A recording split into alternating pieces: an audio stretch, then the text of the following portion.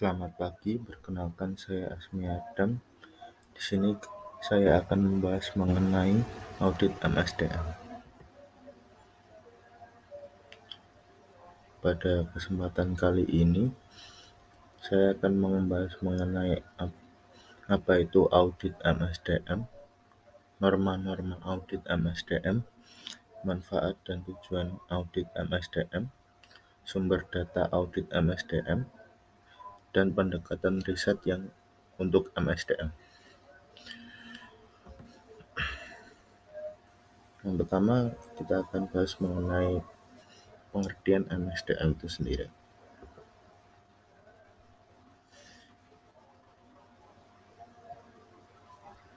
Yang pertama ada definisi audit. Audit merupakan kegiatan pemeriksaan terhadap suatu kesatuan ekonomi yang dilakukan seseorang atau kelompok atau lembaga independen yang bertujuan untuk mengevaluasi atau mengukur dalam melaksanakan tugas atau pekerjaan dengan kriteria yang telah ditentukan. Ruang lingkup audit itu ada 3 bagian, yakni ada manajemen audit, suatu penilaian yang dilaksanakan secara sistematis dan independen, berorientasi ke masa depan terhadap keputusan dan kebijakan yang dilakukan oleh manajemen. Tujuannya untuk meningkatkan kualitas SDM melalui perbaikan pelaksanaan fungsi manajemen, pencapaian rencana yang telah ditetapkan, serta pencapaian sosial objektif. Lalu, kedua ada performance and operational audit, suatu kegiatan penilaian yang sistematis dan dilaksanakan secara independen dan objektif, berorientasi untuk masa depan atas semua kegiatan yang berada dalam sebuah perusahaan, terutama sumber daya manusia. Lalu ketiga adalah financial audit, berorientasi pada pengujian atau penilaian secara independen dan objektif atas tingkat kewajaran dan kecermatan serta data keuangan atau administrasi untuk memberikan perlindungan keamanan aset perusahaan dengan melakukan evaluasi kelayakan internal kontrol yang diterapkan. Sedangkan audit SDM sendiri adalah pemeriksaan kualitas secara menyeluruh kegiatan SDM dalam suatu departemen, divisi, atau perusahaan dengan menitik beratkan pada peningkatan atau perbaikan kegiatan.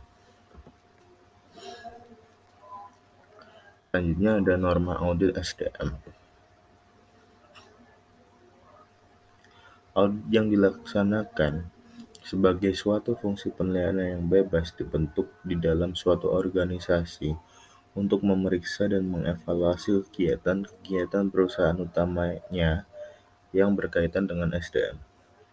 Auditor mempunyai tanggung jawab atas penyediaan informasi mengenai kecukupan dan keefektivitasan suatu sistem, pengendalian intern dan mutu pekerjaan Departemen SDM. Norma-norma tersebut yang pertama adalah independensi Departemen Audit dari kegiatan-kegiatan objek yang diperiksa dan objektivitas internal audit. Lalu ada kemandirian jabatan auditor. Ketiga, ruang lingkup tugas Departemen Audit. Keempat, pelaksanaan tugas Departemen Audit. Kelima, pengelolaan Departemen Audit. Tugas dan wewenang serta tanggung jawab Departemen Audit harus sejalan dengan norma-norma tertentu, antara lain: yang pertama, manajemen diminta lebih bertanggung jawab atas efektivitas sistem pengendalian intern dan mutu pekerjaan organisasi tersebut.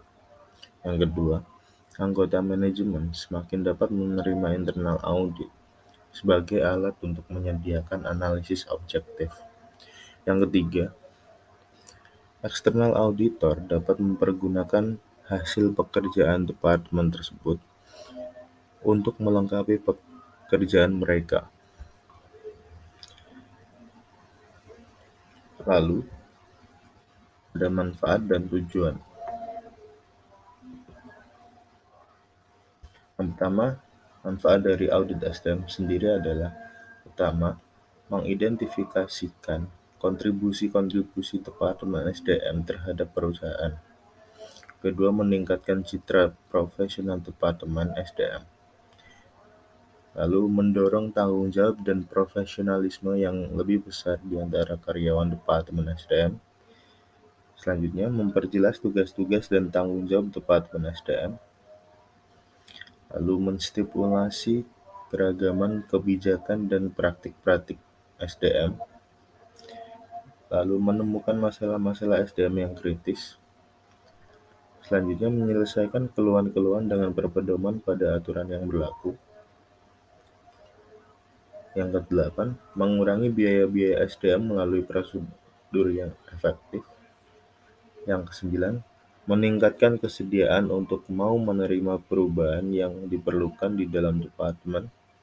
Yang terakhir, memberikan evaluasi yang cermat atas sistem informasi Departemen SDM.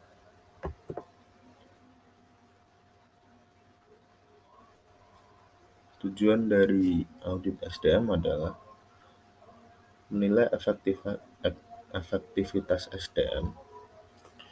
Yang kedua, mengenali dan mempelajari aspek-aspek yang masih dapat diperbaiki. Yang ketiga, menunjukkan kemungkinan perbaikan dan membuat rekomendasi untuk pelaksanaan perbaikan tersebut. Selanjutnya kita bahas mengenai sumber data audit MSDM.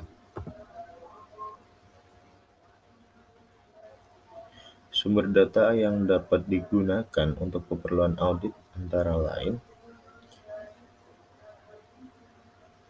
adalah pemeriksaan fisik, konfirmasi, dokumentasi, observasi, dan pertanyaan pada klien. Selanjutnya, pendekatan riset audit MSDM. Riset digunakan untuk mengaudit kegiatan SDM. Riset diarahkan untuk meningkatkan kinerja dari departemen tersebut. Beberapa alat pengumpul data dapat membantu dalam menghimpun data mengenai aktivitas SDM sebuah perusahaan. Adapun alat-alat tersebut adalah seperti interview atau wawancara, informasi eksternal, survei, eksperimen SDM, analisis sejarah, audit internasional, dan lain-lain.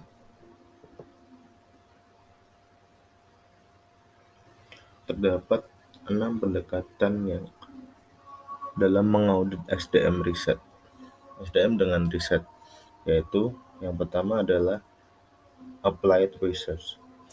Riset ini digunakan untuk mengevaluasi aktivitas-aktivitas SDM. Kadangkala risetnya canggih, tergantung pada desain dan statistik yang digunakan. Melalui riset ini bisa diupayakan untuk memperbaiki kinerja departemen. Yang kedua ada comparative approach. Merupakan riset yang sederhana. Pendekatan ini menggunakan perusahaan lain sebagai model, setelah itu membandingkan hasil atau prosedur mereka. Pendekatan komparatif sering digunakan untuk membandingkan masalah ketidakhadiran, perputaran karyawan, dan data gaji.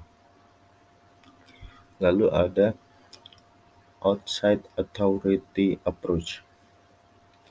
Auditor dapat menggunakan pendekatan keahlian yang standarnya ditentukan oleh konsultan atau dari temuan penelitian yang telah dipublikasikan, kemudian dijadikan sebagai standar atas kegiatan dan selanjutnya dievaluasi. Dalam hal ini, konsultan dapat membantu mendiagnosis penyebab timbulnya masalah. Lalu ada statistical approach. Mengembangkan ukuran statistikal kinerja berdasar sistem informasi perusahaan yang ada. Sebagai contoh, dari catatan yang ada, dalam perusahaan mengungkapkan tingkat ketidakhadiran dan perputaran karyawan. Data menunjukkan seberapa baik aktivitas SDM dan manajer operasi dalam mengendalikan masalah. Pendekatan ini biasanya dilengkapi dengan perbandingan terhadap informasi yang dapat dikumpulkan dari perusahaan lain. Lalu ada compliance approach. Metode ini meninjau praktik-praktik di masa lalu untuk menentukan apakah tindakan tersebut telah sesuai atau tidak mengikuti kebijakan dan prosedur perusahaan, atau bahkan terjadi penyimpangan hukum. Cara kerjanya adalah dengan mengambil sampel data atau informasi formulir kerja, kompensasi, disiplin, dan penilaian kerja. Tujuan dari pendekatan ini adalah untuk memastikan apakah para manajer patuh terhadap ketentuan yang berlaku di perusahaan. Yang terakhir ada manajemen by objective approach. Pendekatan terakhir adalah meminta staf SDM dan manajer menetapkan tujuan sesuai dengan tanggung jawab mereka. Pendekatan manajemen berdasarkan sasaran ini menciptakan tujuan khusus terhadap kinerja sehingga dapat diukur. Selanjutnya diteliti kinerja aktual dan membandingkannya dengan tujuan yang telah ditetapkan sebelumnya. Dalam praktiknya, pendekatan di atas tidak semuanya diterapkan sekaligus pada departemen dan departemen SDM.